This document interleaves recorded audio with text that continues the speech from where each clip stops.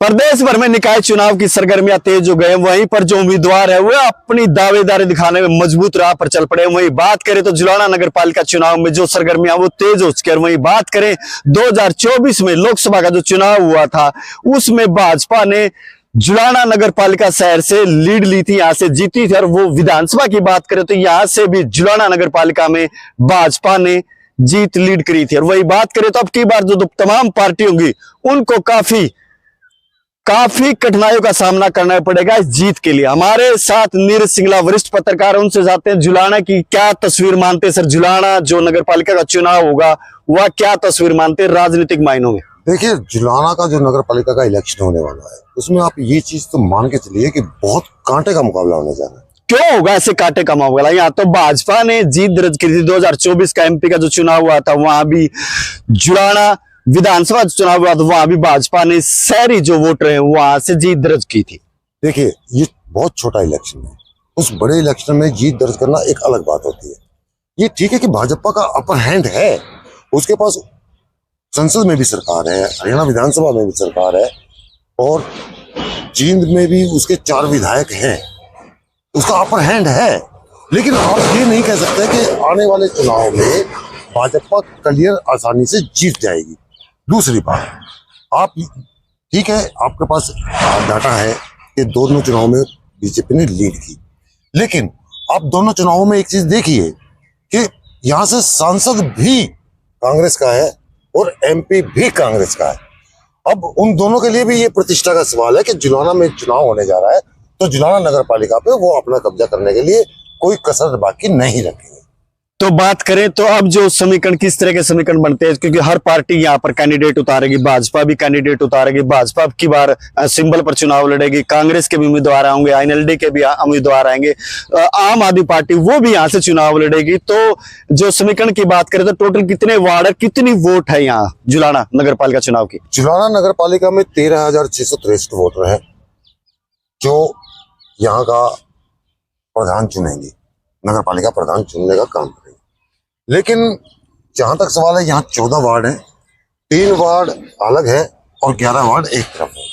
3 ward line पार के इलाके में है और उन लोगों का एक अलग समस्या है उन लोगों की। वो लोग अपने आप को जुलाना से कटा हुआ भी मानते हैं और जुलाना भी मानते हैं। लेकिन जहां तक सवाल है जीत का, ये पार्टियों का, तो जहां तक अभी तक मेरे अपना नजरिया है, बीजेपी इस जाट लैंड पे नॉन जाट उम्मीदवार देने जा रही है। और दूसरी बात ये भी, अभी ये भी तय नहीं हो पा रहा है कि भाजपा अपने सिंबल पर लड़ेगी या नहीं लड़ेगी।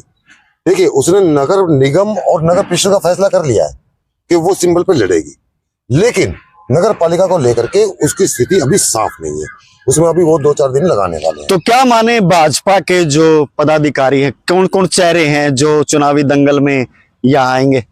देखिए, एक तो सत्यवान खटकड़ है, बैरागी है, समुदाय से आते हैं और पिछले 5-7-10 सालों में उन्होंने बीजेपी के लिए अच्छा काम किया है। पुष्पा तायल है, वो पिछले चुनाव में निर्विरोध नगर पार्षद चुनी गई थी, हालांकि वो प्रधान की दौड़ में भी थी, लेकिन कुछ परिस्थितियां ऐसी बनी कि वो नहीं प्रधान की बन पाई। उसके अलावा एक पतराम तायल जी हैं, वो भी इसकी दौड़ में है। एक बबलू शर्मा जी का नाम चर्चा में है, तो ये सब इसके दौड़ में है। तो भाजपा के ये तमाम ऐसे चेहरे हैं जो चुनावी दंगल में आएंगे। चारों नॉन जाट वर्ग से आते हैं। अगर हम बात करें हरियाणा की राजनीति की, तो भाजपा जाट और नॉन जाट की राजनीति करती रही है और ये सभी नॉन जाट वर्ग से आते हैं। तो कांग्रेस का ऐसा कौन सा चेहरा होगा जो नगर पालिका चुनाव में चेयरमैन की दौड़ में जो सबसे? कांग्रेस के 4 नाम अभी चर्चा में हैं, उनमें आनंद लाठर हैं, गुल्लू लाठर है, एक शेरा है, इस तरीके से हैं, चर्चित नाम है। लेकिन कांग्रेस के जो दावेदार हैं वो सभी जाट समुदाय से आते हैं। आम आदमी पार्टी है, उसमें भी एक रमेश ढिगाना जी हैं, वो पहले जिला पार्षद रह चुके हैं, वो ट्राई में हैं कि अगर पार्टी सिंबल पर।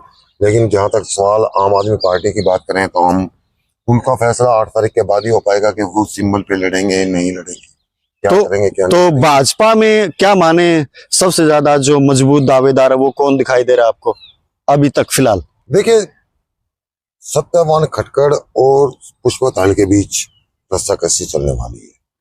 अगर भाजपा महिलाओं की तरफ जाती है तो पुष्पा तायल का नाम होगा, अदरवाइज सत्यवान खटकड़ है वो काफी मजबूत हो सकती है।